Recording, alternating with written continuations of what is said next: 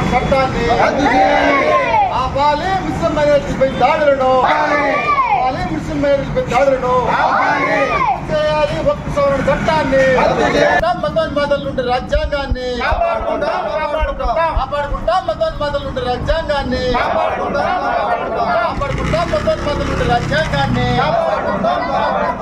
రద్దు చేయాలి. వక్ఫ్ సవరణ చట్టాన్ని రద్దు చేయాలి. వక్ఫ్ సవరణ చట్టాన్ని రద్దు చేయాలి. వక్ఫ్ సవరణ చట్టాన్ని వీడాలి. వివక్షలను ముస్లిం మైనారిటీలపై వీడాలి. ముస్లిం మైనారిటీలపై వివక్షతను వీడాలి. ముస్లిం మైనారిటీపై వివక్షతను రద్దు చేయాలి. ముస్లింలపై దాడి చేస్తున్న బీజేపీ ప్రభుత్వం ముస్లింలపై దాడి చేస్తున్న బీజేపీ ప్రభుత్వం వక్ఫ్ బిల్లును వెంటనే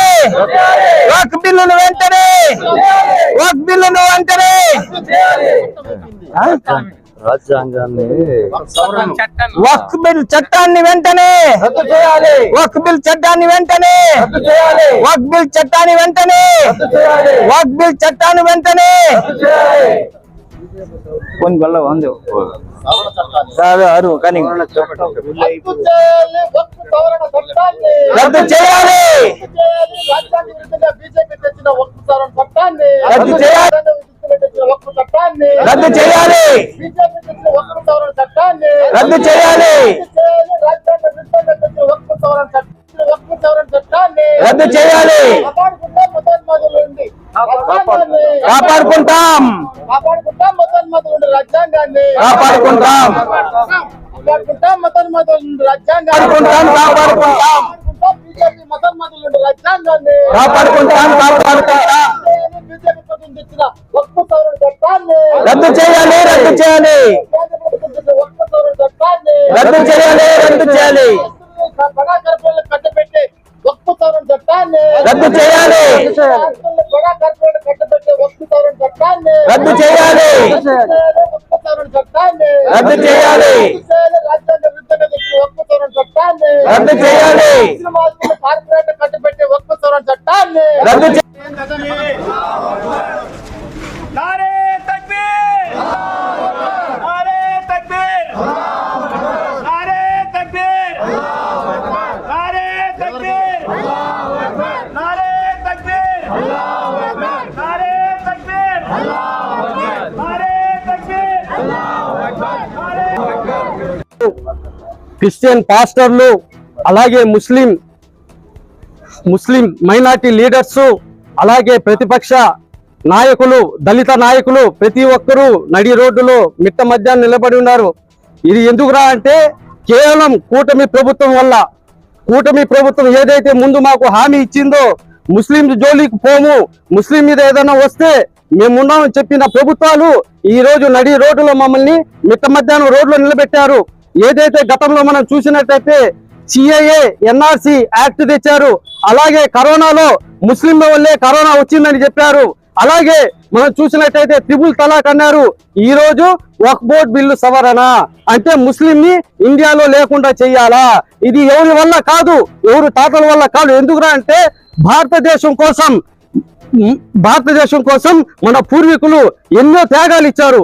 దీంట్లో ముస్లిం మహిళలు ఉన్నారు, పురుషులు ఉన్నారు. కాబట్టి భారతదేశం మా భారతదేశం.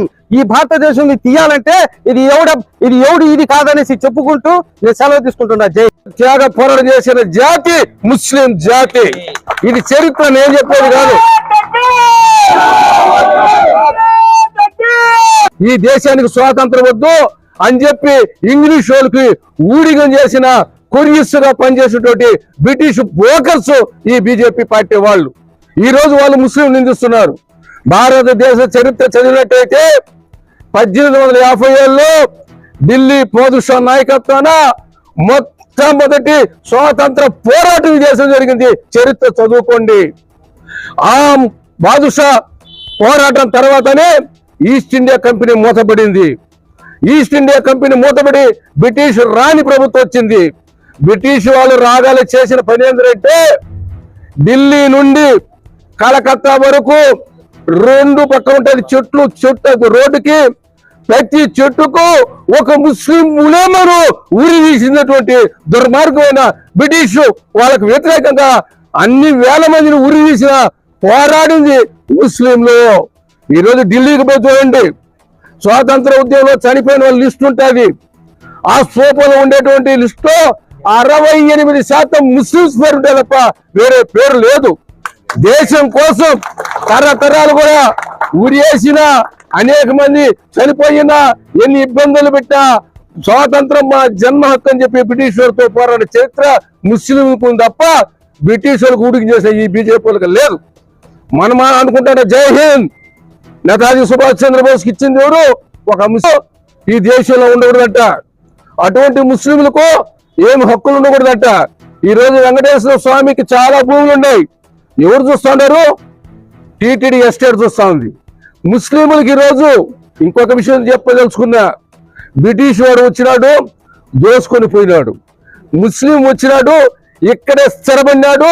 ఈ దేశం కోసం ప్రాణం చరిత్ర ముస్లింస్ ఉంది. మరి వెంకటేశ్వర స్వామి బోర్డులో ముస్లింస్ పెట్టుకుంటారా? ఇది వక్ఫ్ బోర్డు అనేది ఇదేమి అమ్ముకునే సంస్థ కాదు. ఇది ఒక ట్రస్టీ. ముస్లిం ఎవరెవరైతే దాన ధర్మాలు చేశారో వాళ్ళ ఆస్తులంతా ఆ దర్గాలకు కాపాడేటువంటి ట్రస్టీ వక్ఫ్ అనేది. ఈ వక్ఫీ బోర్డు నుంచి విరికిన చేసి ఇందులో ముస్లిం యాత్రలు పెడతారంట. ముస్లింల సొత్తు ముస్లింలు కాపాడుకుంటారు. వాళ్ళకి తెలుసు. వాళ్ళకి అటువంటి హక్కు 1990లో భారత రాజ్యాంగమే ఇచ్చింది. ఏమైనా అవకతవకలు ఉంటే గవర్నమెంట్ జోక్యం చేసుకుంటే అది వక్ఫ్ బోర్డు మారేది అది శాశ్వతం. అట్లా కాకుండా ఏంటంటే వక్ఫ్ బోర్డులలో పెద్ద పెద్ద బడా భూస్వాములు తీసుకొని పెట్టేసి ఈ వక్ఫ్ భూములు కూడా ఈ టాటాకో లేదా బిర్లాకో అదానికో అప్పచెప్పేసి మనలందరినీ కూడా ఆ అదాని బాసులు చేసేటువంటి అదాని యొక్క బ్రోకర్స్ ఈ బీజేపీ వాళ్ళు. మనం కోరేది ఏమంటే వక్ఫ్ బోర్డు అనేది దేవుడి భూములు మేము కాపాడుకుంటాం. ఒక మతంలో ఇంకో మతం చెప్పేది ఏంది? ఒక మతం ఇంకో మతం ఏంది? వక్ఫ్ బోర్డులపై నిర్ణయం తీసే అధికారం వక్ఫ్ బోర్డుకే ఉంది. ఈ కొత్త చట్ట ప్రకారం ఏంది? కలెక్టర్ చెప్పవచ్చు అంట ఆ భూమి ఇంది ఈ భూమి నాయింది. కలెక్టర్ కూడా మాటింటాడు, బోర్డు మాటింటాడు. అదేవిధంగా బోర్డులో నలుగురు ఇతరులు పెడతారంట. ఇంకా పౌరు తగ్గించేసి ఊరికే ఉందంటూ చెప్పి సుబ్బోయి పెట్టేసి ఈ వక్ఫ్ బోర్డు భూములంతా దోషేసేదానికి ఈ ప్రభుత్వం దుర్మార్గం కుట్రబడుతా ఉంది. ఈ రోజు ముస్లింలకు అయింది, రేపు క్రైస్తవులకు ఉంది, ఎల్లుడికి జైనులు చేస్తారు. కాబట్టి ఈ మతోన్మాదాన్ని మనం ఒప్పుకోవడానికి వీల్లేదు.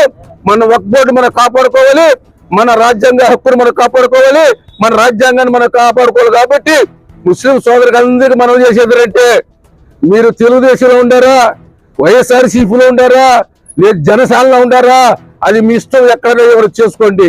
వక్ఫ్ బోర్డు విషయానికి వచ్చినప్పుడు మనమందరం ఓటు కావాలి, లౌకికవాదులు ఓటు కావాలి.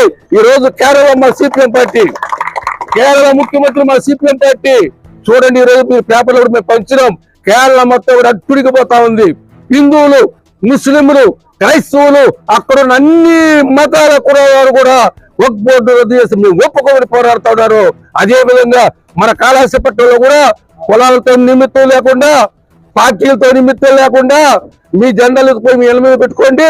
కానీ మన వక్ఫ్ బోర్డును రద్దు చేయడానికి ఒప్పుకోకూడదు. ఇక్కడ కుల మతాలు లేకుండా రాజ్యాంగం నమ్మేటువంటి అందరం కూడా కలిసికట్టుగా పోరాటం చేస్తా ఉన్నాము. మనం లేటు ఈ మొత్తం రాష్ట్రంలో నంద్యాల, కర్నూలు, నెల్లూరు మన సోదరులందరూ కలవండి, హిందూ సోదరులు కలవండి, క్రైస్తవ సోదరులు కలవండి. రాజ్యాంగానికి ముప్పు వచ్చేస్తా ఉంది. మేమే కాదు మనందరూ మునిగిపోతాము.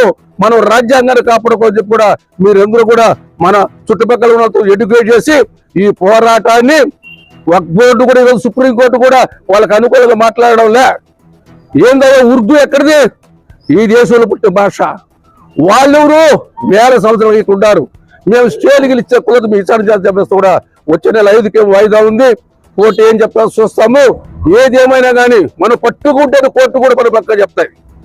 మనం పట్టుకుంటేనే కోర్టు కూడా అయ్యా దేశంలో చాలా అన్ని ఒక ముస్లింసే కాదు అన్ని మతాలలో కూడా దీన్ని వ్యతిరేకిస్తూ ఉన్నారు, అన్ని కులాలు కూడా వ్యతిరేకిస్తారు. కాబట్టి మేము మీకు అనుకూలంగా చెప్పలేమని చెప్పి కూడా జడ్జీలు చెప్పేది అవకాశం ఉంది. కాబట్టి ఈ ఉద్యమాన్ని మరింత పటిష్టం చేస్తారని చెప్పి కూడా ఆశిస్తూ మీరు చేసే పోరాటానికి భారత కమ్యూనిస్ట్ పార్టీ సిపిఎం మీకు సంపూర్ణ మద్దతు ఇస్తుంది కూడా నేను తెలియజేస్తున్నాను.